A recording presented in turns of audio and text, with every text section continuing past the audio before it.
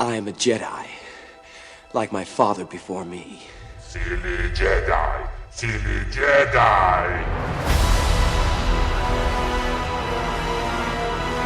Remember, the Force will be with you, always. You must unlearn what you have learned. Okay, everybody, welcome to Star Wars Car Talk. We finally got a guest. This is super exciting. You may remember him. I actually used you actually recorded an audio clip for me. For those of you that didn't see that episode, you can check it out in the playlist. And my friend JC is a huge Star Wars fan, a huge Star Wars nerd like me, and we were talking about I kind of think it was like our expectations for the Rise of Skywalker, and you kind of like recorded your idea. We were texting back and forth, and it wasn't working, and then you just recorded it and sent it to me, and I actually included that in one of the episodes. And that was like, technically, you were a guest already. That's amazing. I haven't heard that episode. You were there. You were part of it through the Force. Force Skype. Yeah, that was the Force Skype. Yeah. So I just wanted to do a quick chat, quick Star Wars car talk, because we both we haven't read it, but we both basically sat through like a 2-hour discussion that we heard others basically break it down, the Colin Trevorrow episode 9 script, Duel of the Fates. Duel of the Fates.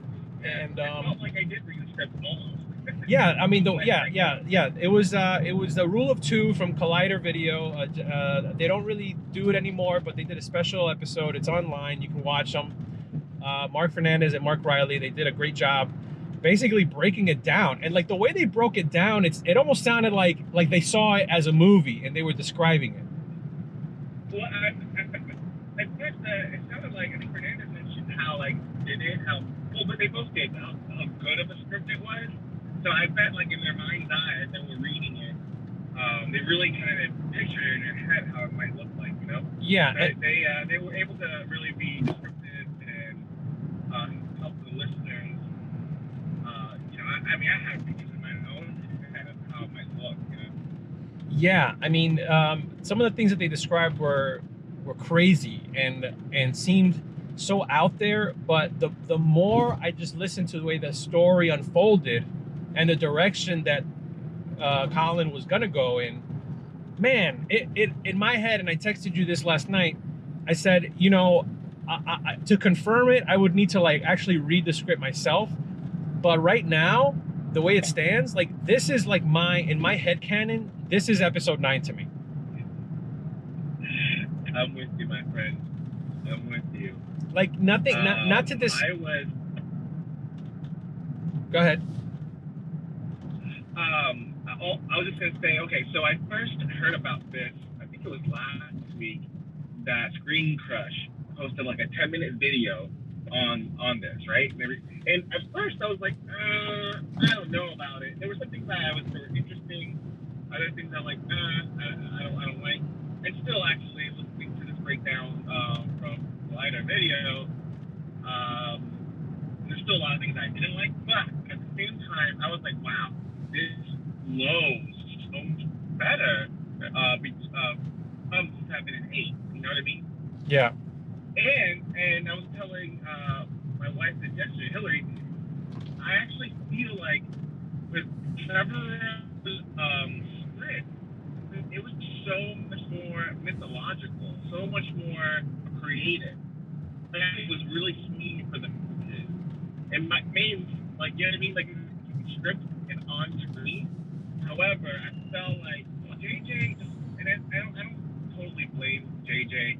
It had probably a lot to do with the production company and Disney and all the executives. But it just seems like they just played it safe.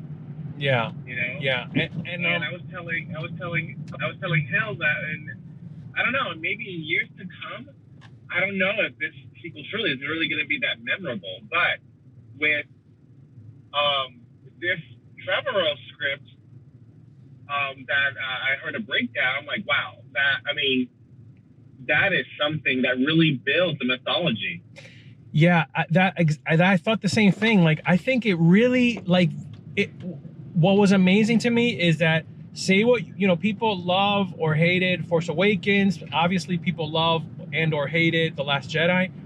But this script for Episode 9, Duel of the Fates, it really like respected Episode 7 and 8 and what JJ and Ryan did, and really kind of like, it took that and just continued those concepts from those two movies. Like, it didn't feel like it was trying to like undo anything from some of the previous movies. It didn't feel like it was like it was making fun of anything from the other movies. Like, it really like built on it. Like it felt like he really respected what JJ did with The Force Awakens and what Ryan did with The Last Jedi, and then kind of like built on it. And then to add to that, and you kind of alluded to it, is that like it was very much like, I could have like, if you told me George Lucas wrote this script, I would have believed it, because it's so different and out there, and it kind of pushed the envelope. Like, I feel like Rian Johnson pushed the envelope with Episode 8, but he pushed it more in a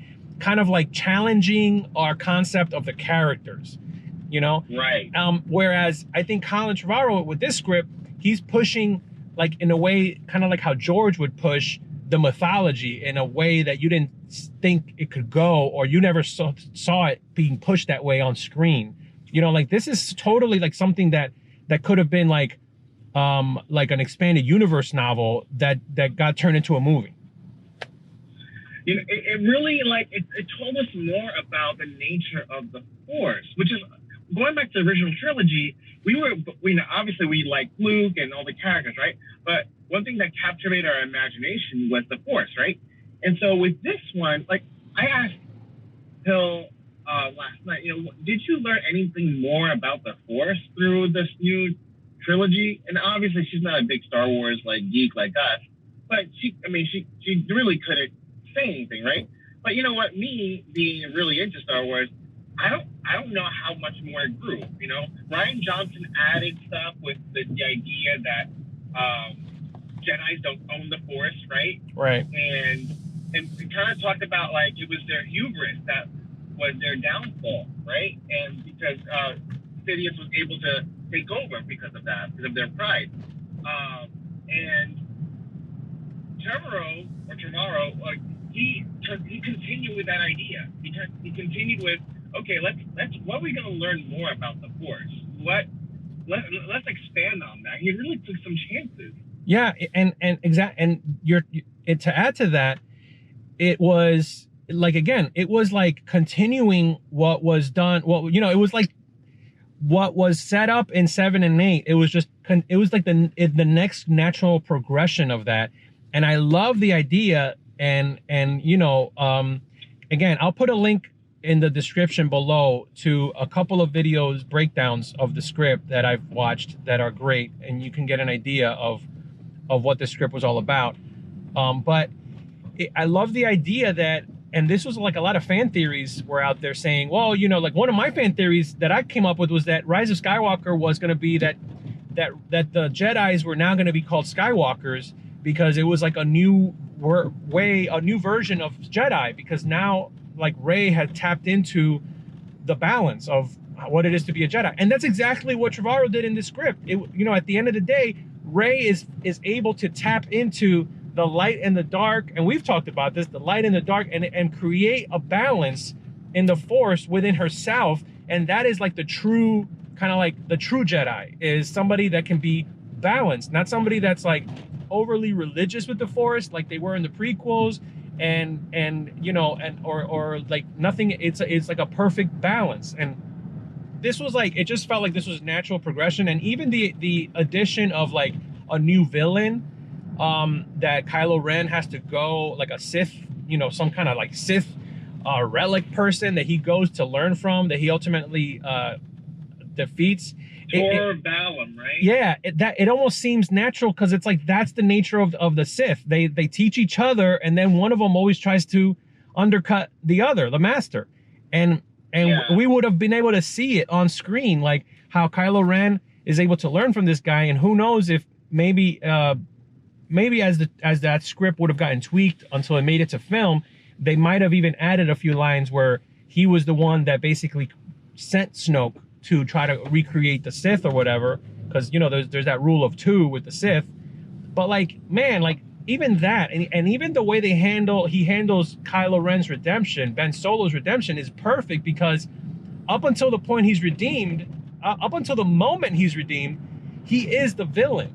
You know, like, and one of the things that I totally agree with Mark and Mark's assumption over at Rule of 2 is that you know, Kylo Ren was basically like set up in The Last Jedi as like, he is going to be the one that is now the supreme leader, and he's the one that's going to be the villain. And in the first like 5 minutes of The Rise of Skywalker, that's completely taken away because Palpatine's back. Right. Palpatine is completely shoehorned in. Yeah. Now, so so Trevorrow, like what he does is he really takes those ideas. So like you said, there's Kylo Ren being the big villain. He continues that, right? There's also the idea that Luke is the spark, right? He continues with that idea. When Luke at the end of Last Jedi said, "See you around, kid," I immediately thought, "Oh, Luke is gonna be haunting this kid, right?" Yeah, we never got to see that. He continues with that idea. The fact that Rey is from nowhere, he really doubles down on that. Even in the script, I think Luke says, "You're no Skywalker." You know what I mean? Dude, and nobody's nobody. Everyone has a story, and it's into that, but it's not the main thing. Like, she's her own person. And even how her last name, he came up with her last name, that her last name is actually like Solana. I think is very clever, being that like Han Solo came from nowhere, was a nobody, and you know, and he's a Solo, and she's a Solana, like she's a nobody, she's from nowhere. Yeah, I like that too, actually. Yeah. Man, I would love.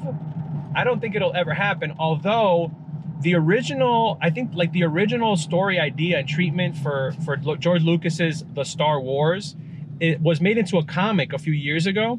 And I own the comic book, the graphic novel, and I haven't had time to read it, but it's like, it takes the original concepts of what Star Wars was originally conceived as, like Han Solo was like an older guy, and like Luke was actually a girl, and you know, all these, and Chewbacca looked completely different.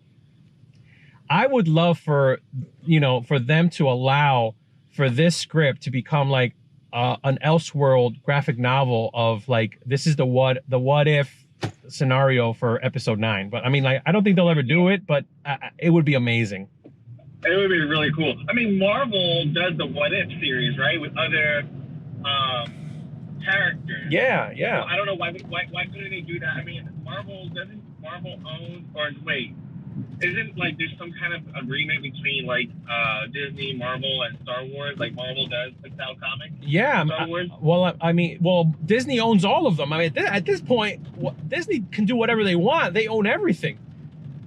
So I mean, it's like they could totally put it out. They could double down on the fact that this script has leaked and people are talking about it, and they can, you know, start working on it. And maybe not right now, but like maybe like in a year.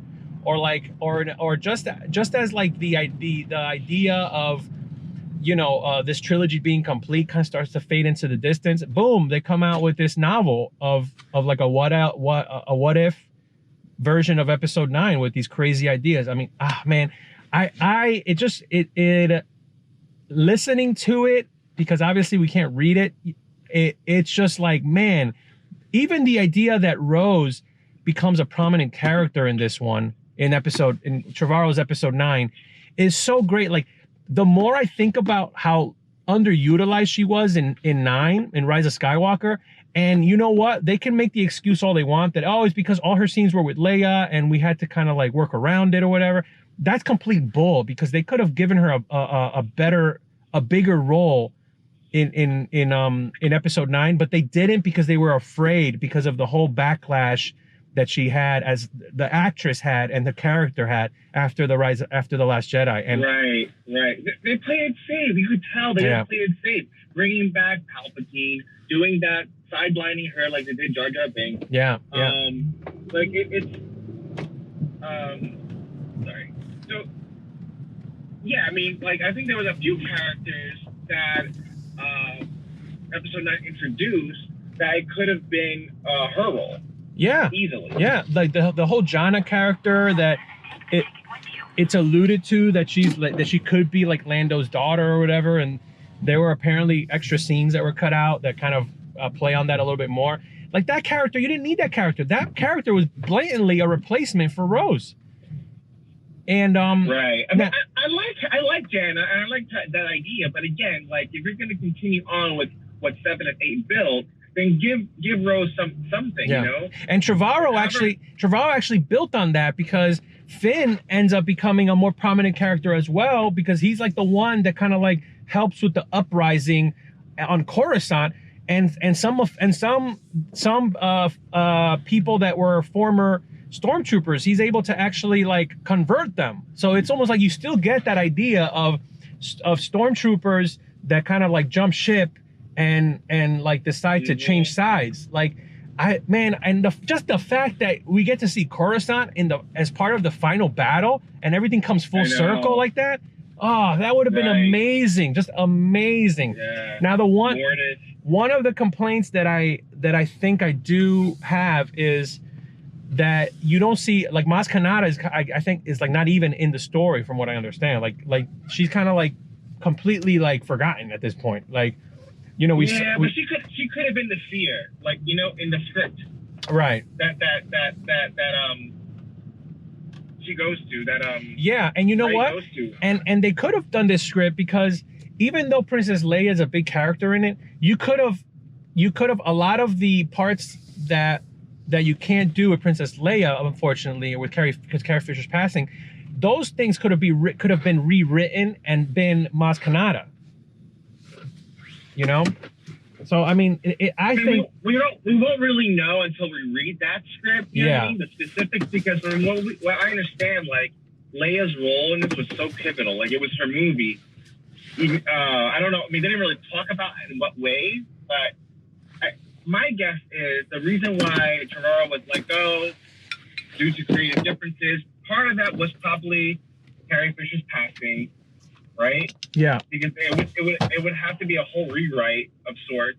And then the other part was they just wanted to play it safe, especially the backlash that they received The Last Jedi. Yeah. Oh man.